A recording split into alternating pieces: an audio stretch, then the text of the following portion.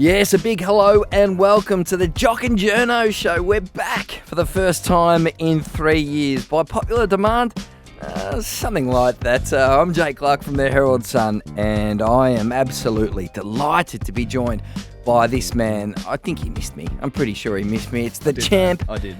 Done everything. You've won everything. Scott Pendlebury, how are you, mate? I'm really good, mate. Daisy Thomas has given us a knock on the door, a bit of support. It's great to see we get one supporter to our first show, but I would say we're back by popular demand. 2020 was the last episode, and we were asked about it a lot, I reckon, in that time frame. And then now that we're back, I heard your boys on Sunday talking about it, so people know that it's coming. Yes. And I feel like people are threatened by it. You think so? Well, okay, podcast wars. Interesting. Our last episode, as we said, 2020, we were in the guts of the pandemic at that point, and you were sort of, you were on the way to making finals, finishing second in the best and fairest again, of course, a 5-time best and fairest winner, 6-time All-Australian. Now the Collingwood Games record holder and has officially touched the Sherrin more times than any other. So you've accomplished a lot since then. I haven't done quite as much, it's fair to say. But we're going to have some fun, aren't we, Scotty? And a lot happening at the Magpies. There is a bit happening with us, which we'll touch on and delve into. But, it's been a big 3 years since we've last done this. I think your testes might have just dropped before, which was nice in that little bit there. And, we'll get stuck into it, which is always good fun. Lots to talk about on the show today, of course. Nick Daicos, probably the biggest news or one of the biggest news items of the season, out for 6 weeks. How do the Magpies going to change and adapt to that? That's going to be interesting. I want to speak about Brodie Grundy and squirrel grips and nudie dips. It's interesting how the Blues have turned their season around. And, of course, all things Magpies. What an extraordinary change it's been. When we last recorded, Nathan Buckley was coach. Obviously, things have changed and there's been a nice old special sauce running through Collingwood at the moment. But let's get straight to Nicky Daicos, Scotty, because he was the Brownlow medal favourite. He's cracked his knee and he could be out for up to 6 weeks. Who's going to replace him in that engine room? Our midfield actually has sort of struggled the last few weeks. We haven't performed that well against Carlton. Port Adelaide, I would say we were break even with Port, poor against Carlton, and poor again on the weekend against the Hawks. And so, we obviously losing Nick, best player in the competition, and just his ball use and all that sort of stuff. But I think we've got some issues that we need to figure out as well. And I was just thinking before when we we're talking about this, you look at, Melbourne, they haven't had Oliver.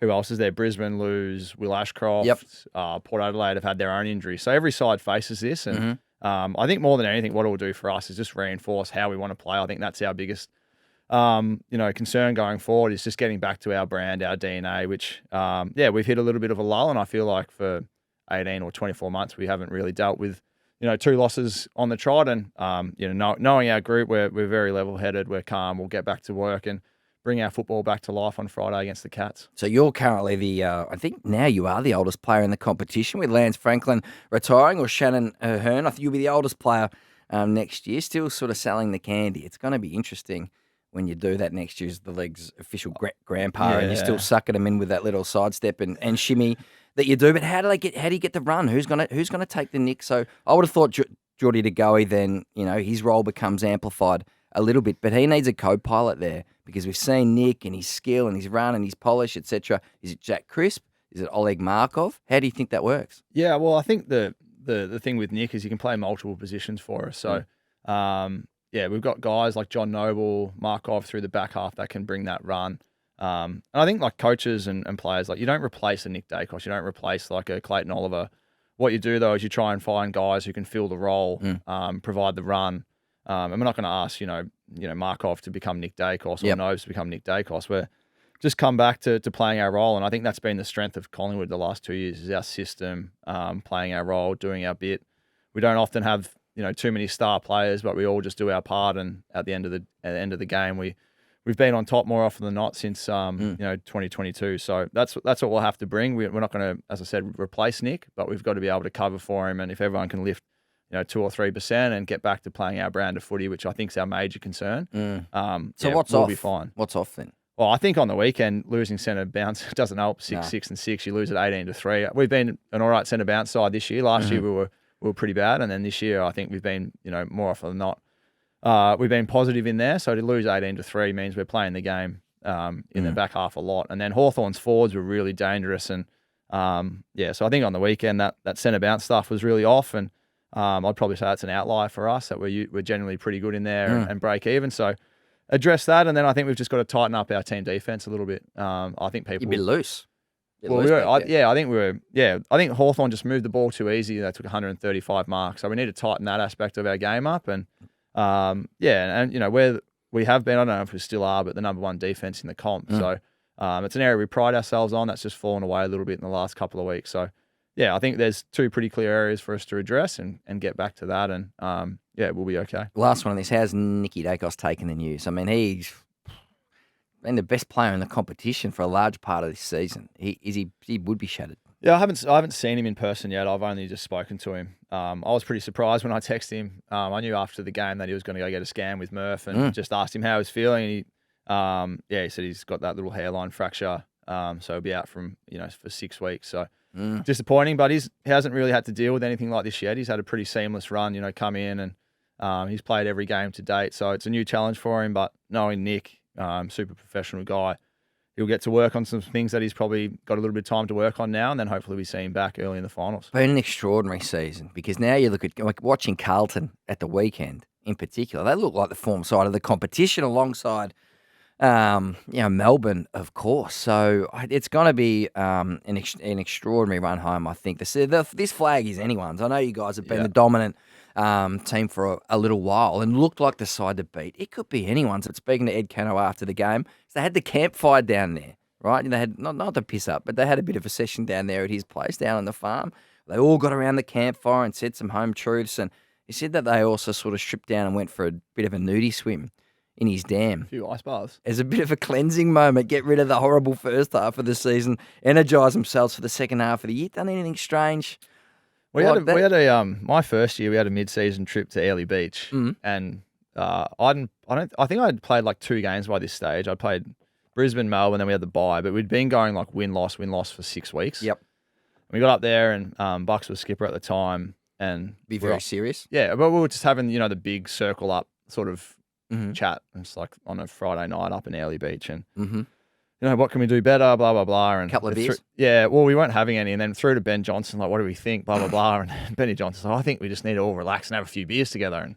And the leaders at the time were like, well, righto, we can have like 1 or 2 together, and then that's it. We'll call a curfew like 10 o'clock. Then we've got to get back to our rooms or whatever. Yep. So 1 or 2 when we're sitting in the circle sort of turned to like 4 or 5, and that was cool. Blah blah blah. Yeah. And anyway, me and Danny Stanley, it's like, that's a curfew, so everyone heads back to their rooms. Yeah. And I was rooming with, it was Julian Rowe and Dane Swan at the time. Right. So me and Stan as first-year players, we don't know what's going on. We get back and we're like, all right, jump into bed. And Swanee's like, what are you blokes doing? Yeah. It's like, get your kit on, we're all going out. I'm like, there's Bucks, and all the guys said there's a curfew. Yep.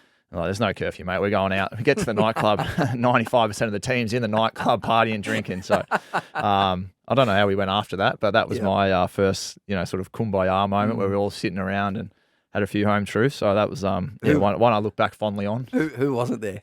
Probably Bucks and Burnsy's room probably weren't there as the captain and vice captain, but that was good times. Eddie Curnow called it a circuit breaker for the club. I think how impressed by you with the Blues. Did you catch any of that game? You go back 8 weeks ago, that was a car crash, that joint. Pressure on the coach, talk of player infighting, they've turned it around. They look dangerous. Yeah, they do. As you said, they are probably the informed side of the competition. Port Adelaide, before that, I think had won 12 or 13 on the trot. Now Carlton have won 7 or 8 on the trot. Yeah, I was super impressed by them when we played them 2 weeks ago, their pressure, their ball movement. We only played them 10 weeks earlier, and I would say there was a significant improvement in how they played from first to second time we played them. And we knew they were going to be really dangerous. They're moving the ball a little bit more direct and quicker. And I watched that game yesterday with interest. And I thought St Kilda were really good, their pressure game. And then, similar to ours, if you just give up centre bounce clearances too often, you're just playing the game and you're putting your backs under too much pressure. Obviously, from centre bounce, you can't get any extra support, so it's 1-on-1 down there. And Carlton forwards are looking dangerous up and about. And there's, as you said, they obviously had a bit of a circuit breaker, and they look a different side coming out of the bye. Nudie dip is an interesting way to get. Whatever works. We might have to do that as a Pies. We should get that going at the Herald Sun. Maybe we need something a bit like that. Wouldn't that be interesting? What about your old mate, Brodie Grundy? The situation at Melbourne, I find this absolutely fascinating. And I know he's got the sort of decent contract, 5 years at Melbourne. And at the start of the season, Maxie Gawn says, come on, we're going to job share. It's going to be 50% split each. We're going to work it out forward. And it doesn't work. And they get to round, sort of, what was it, round 14, 15. They're on the slide. They lose to GWS, and they make the big call, Brodie Grundy to the twos. You go back 3-4 years ago, he was the best. Was he fifth in the Brownlow medal? One of the best ruckmen in the or probably the best ruckman in the competition there for a period. There's no way, if he can't get back in the team, that Melbourne can keep him. Melbourne sold him a vision, and it hasn't worked out. They would have to trade your old mate to another club, surely, and that becomes the biggest story of the trade period.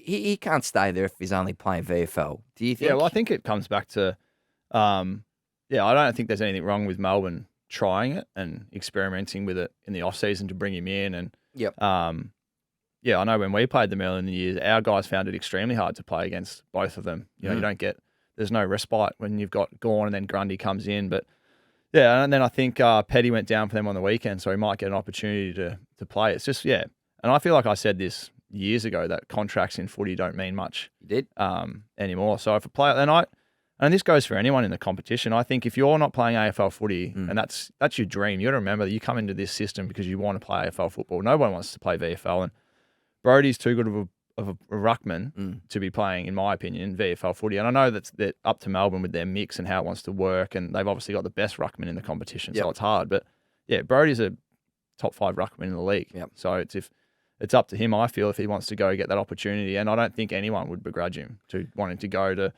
another footy club and try and get his ruck roll back and show what he can do. Because I feel like a lot of people have written Brodie off and he's not the player he was and all this sort of stuff. And, but if there's also, there's the argument too, if Melbourne didn't have him early in the year when Gawn went down, how does it look now? So, but yeah, I think it probably sits with Melbourne and Brodie, and I think that would be a pretty mature conversation at the end of the year. Going to be a tricky negotiation. Collingwood's still picking up some of that tab, so the ramifications of all that will be pretty interesting. But he needs to be a primary ruckman, and it's interesting just around sort of the hierarchy or the sort of the alpha dog sort of view of the in structure inside the teams. Like at the moment, I think Max Gawn looks like he relishes being the big banana. Yeah. Well, you speak to any ruckman, and I'll call their bluff if they say otherwise. Every ruckman likes to ruck one out. Yep. And they like to do 80% of the work. Yep. And that's just how it is. Yep. And because they feel like they get into the game better. Like they're not.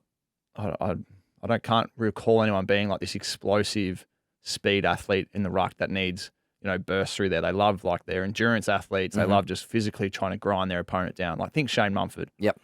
He could ruck 70%, 80% because all he wants to do is he wants to physically just get after his opposition and wear them down. So, Gawn's the same. He looks in better form. And Brodie's the same. Darcy Cameron rucks better when he sort of feels like he's one out and he's got to shoulder the load. And Luke Jackson at Freo looks better being in the ruck by himself. And as I said, I think all ruckmen like just having the job. But from a footy club point of view, you don't want to burn these guys out over a course of 24 weeks. So you do need some support. It's just how you go about it. They're going to need, if Grundy goes, Melbourne are going to have to find someone new essentially to take his position. But I think clubs in the past and the trades have been a little bit stubborn. Now I think there's more open-mindedness about making a sort of situation like this work for Melbourne. But did you think he could work? Do you think it could work as a forward back when the whole trade went down? Did you think, well, he's got the skill set to? It's something that Brodie would have to develop. I thought a skill set. Yeah. I wasn't as sure. I thought, Max Gawn could play forward as well because he is quite a good aerialist down there, and And through the other thing with forwards is a lot of it's how the ball comes in. So if it comes in quick and you get some 1-on-ones, you look really good. If it doesn't and you're stagnant, you can look second rate. So but obviously they thought it would work and it hasn't panned out how they wanted. That's not to say that they're completely going to give up on the project, but I think all rucks that go forward just want it in quick and give them a chance because if it's sides park the bus and there's heaps of numbers down there, it's challenging for even our best key forwards to deal with that. We mentioned Carlton, of course, looking like one of the form side of the competition. Melbourne also look like they're starting to get their ducks in a row. and they'll be a very dangerous team. They won the flag. Remember in 2021, they won the flag and were incredible out of the centre in the second half of that grand final against the Western Bulldogs. Clayton Oliver coming back. They pose a big threat. Yeah, they do. Defensively, they stack up really well. They've always defended really well. They're a bit more speed on the ball as well at the moment. So, yeah, it's but they lose another player like Petty on the weekend who's been crucial to their forward stock. So, yeah, I feel like as you alluded to earlier, the flag race is legitimately wide open, and everyone's got 3 weeks to get their game sorted and into gear, and that's what's probably makes it. I wrote down before, like 5th's on 46 points. 14th on the ladder's on 36. Yep. So 14th can still get in if they win out. It's tight. So it's tight. It's, I don't know, would you say it's what the competition wants? Of course. This late in the year, most games are live. People are going to keep tuning in. So, it'll be interesting when the AFL release round 23, who they put on that Sunday time slot. Because traditionally they've tried to pick the game that means the most. I suspect you're going to be on Friday night. Like, have you had that confirmed yet? I think no, not yet. It was supposed to be confirmed a couple of weeks ago, wasn't it? Yep. The big dogs are waiting to see what happens. Very interesting. Hey, you've re-signed. So now, as we said, you're officially the oldest player in the competition, or will be next year. And you are now the AFL disposal record holder. Yep. I think you needed 14 possessions against the Western Bulldogs at Marvel Stadium. What was it? Just eked it out. Round 14. I think it was a backwards kick, the 14th, which is the record-breaking one. Was that an unusual night for you? Because literally the crowd was cheering your every possession. I'm not sure you would have ever counted your touches before in a game. Was that? Yeah, it was weird. It was strange. I remember just saying before the game, because obviously the boys knew and I'd known because the media had spoken about it, and Fly brought it up pre-game. I sort of was just like, can we just get this done? And in all honesty, it was like, I just felt like saying, like, boys, can you just feed me the ball in the first quarter and like get it over and done with? Because it's like this like sounds arrogant, but it was going to happen. Like it was either I was going to get it that week or the week after, you know? So, but then, I think I hit like possession 13 and the crowd went nuts. Yep. And then I was like, well, obviously that was it, or I just equaled it or something. And then I was lucky enough, I just got another one almost straight away. Yep. So the crowd went nuts, and then my number come up on the board to rotate, and I was like, I'm just getting off. Like, this is ridiculous. And then I run off, and the crowd gave me like a standing ovation. The Western Bulldogs players were clapping, and then post game to get the footy and stuff off Gill and Jeff Brown was it was a pretty cool moment after the game, and and then I was like anything though, I was just sort of glad we that moment passed and we won the game of footy, because it always looks better when you look back on when you've done something in your career that you've also won that game that it happened in. So, nothing I've ever set out to do was to come in and be the all-time disposal getter, but here I am.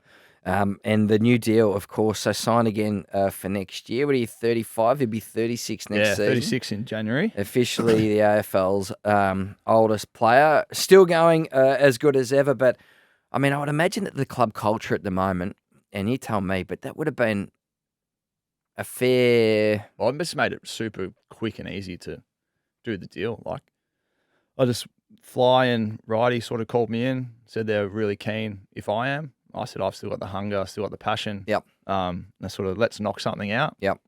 Within, 48 hours it was done. Yeah. Still got the sidestep and the little shimmer. Yeah, I've just got the passion, and as you said, like the environment's awesome. Win, lose or draw, we come in, we have fun, we get to work. I just love the balance that our club has, our family culture. You know, my family's along for the ride. The kids are always in the song, all that sort of stuff. I've really enjoyed that, and I want to stick around while we're challenging for as long as I can. Certainly in a bit of a sweet spot, or so it looks at the moment. The influence of your coach, I mean, he's been a joy. Normally we get used to sort of coaches yelling at us and being quite grumpy and angry in the press conferences. Bucks was always eyeball us, but he's different gravy. Craig McRae, I like to call him the Pied Piper. Everyone just, what does that mean? Pied Piper? Well, he jumps through town blowing his little and every new guys just follow him. Like the old nursery rhyme. So, what is it about? What's so special about him? I think just the positivity that the man has been first class. Everything's always glass half full. I know walking into the review today that we're going to look at some areas we need to improve, but also some things we're doing really well. And he's just got great balance. He has great relationships with the players, and I feel like he's I feel like he's changed the mold of the AFL a little bit, just with how positive he is, upbeat. he's really open. He's got nothing to hide. I like how he builds up some games as well, and there's a bit of theatre about him. And what was it against Hawthorn at the weekend? What was it? Oh, no, even just say the Port Adelaide game when they he gets asked, "Would you tag Nick?" It's like, yeah, I'd tag Nick, and everyone sort of thinks he's playing mind games, blah blah blah. But he's just, I don't know, he's just authentic and real, and I love that about him. And yeah, every week we come to play, and I feel like under fly more often than not we've turned up to play, and we've win, lose or draw. I feel like fans are proud of the way we go about it and the way we conduct ourselves, both on the field and, as Fly would say, most importantly, off the field. I once asked Mick Moldhouse whether the boys had come to play one day, and he went absolutely bananas at me. What do you think we're going to do? Just sit in a car park? You think we're going to play marbles? What does that actually mean, come to play? So it's refreshing to... Well, you were only young then when you asked that question, surely. And I was packing myself in that situation. I would be too if I asked that question. I was shaking like a leaf, it's fair to say. Ross Lyon's given me a couple of sprays back in the day. Who's given you the best spray? That was a good one. Mark Thompson, at the height of the Cats stuff, gave me a good one. Ross was a fearsome customer. Fierce. He was, and him and Mick were genuinely intimidating. And you knew when you asked a question, you just had to be absolutely rock solid. And with Ross in particular, he had the eyes darting around. He used to dart his eyes around. You knew if you come with something that you'd almost expect a question back, because you know how he'd turn it back on you. Well, what do you think? Yeah. Or what happened in that third quarter? So you just had to be absolutely, certain of what you're asking. Yeah. But Ross he's softened. Now he's cracking gags all the time. I heard him yesterday saying he can't rock up hungover anymore like he did in the Triple M days. That was quite funny. He did, but it does really feel like there's been a change. It was more stick 10 years ago, I think, with these guys. Now it seems more carrot. Is that a fair sort of assessment? Because you've got with Bucks. Yeah, well, it's hard to say because I'm not in everyone's environment. No, but I think yours has been a strong indicator. Yeah, Bucks was but we're still. I think it's just the way that younger kids come through these days. It's just the personality profiles, what the psychs go through, the amount of background testing that gets done on everyone is players generally respond. I think people do, don't they? Don't you? Would you rather boot up the arse or a pat on the back? I think most people sort of like a pat on the back. So like a back rub. Yeah. Yep. So I think that's just. I think what is it? It's like 3 positives to 1 negatives or something. It's the ratio that most people respond best to. Mm-hmm. So maybe we just had it backwards for a long time in footy. And now, as you said, it's shifted the other way. But I've seen Sam Mitchell against, was it St Kilda the week before? Like he looked pretty fierce, didn't he? Yep. And I heard him coming off the ground. It's like, he's like, I'm just looking for a response here. And he got the response he needed. And I also heard him say, you can't wheel that out too often though. Because if you wheel that out all the time, like you just tune out. Like, oh, here he goes again. Or oh, here he goes. So Fly's been super positive. There's been times where I thought we were going to get a spray, and we've got, the windscreen wipers that he's spoken about, all this type of stuff that's just super refreshing and puts you in a really positive frame of mind when you come in and you're not playing good footy. Like on the weekend at 3/4 time, like I knew we weren't playing well. All the boys knew we weren't playing well. So if you just give it to us, it's like, well, you're sort of just kicking a dog when it's down. Like we're all trying our asses off. And I know it doesn't look like that sometimes when teams are struggling. Like, more often than not, your GPS is higher in your losses than it is in the wins because you're just not efficient. But to always remain positive and calm and try and give you solutions to win the game of football, it's been a real strength of Fly, and I feel like the modern coaches are all over it. Just explain the windscreen wiper theory. Yeah, wash away the bad stuff. We were playing North, I think it was like round 10, and we had just not fired a shot. I thought, this is it. First time I'm going to see him lose his cool and come in, and he just started talking about windscreen wipers, and like, I had no idea. And he's like, what I mean? He's like, wipe away all the bad stuff. Yep. Let's clear our vision and let's focus on what's ahead. Yep. And, the rain on the windows, wash it all away, and let's just go. And we come back and we win the game of footy. And it's that positivity, I reckon, has been a big thing of why we're playing, really attacking, bold footy. And, there's the vision, I think, of Brazzy on Anzac Day, missing a kick out of the back line. Out in the full. And he just starts laughing. Here you go. And pre-game Fly's always like, we're going to make mistakes. Someone's going to kick it out on the full today. We probably don't want it to kick it out on the full like in our back line, but it just happens. So embrace the mistakes and get on with it. And I think, I think Richmond was the side that really started it in 17 maybe, was it? Or 16, whatever. And everyone's just sort of evolved from that and, embracing all the imperfections that the game has to offer.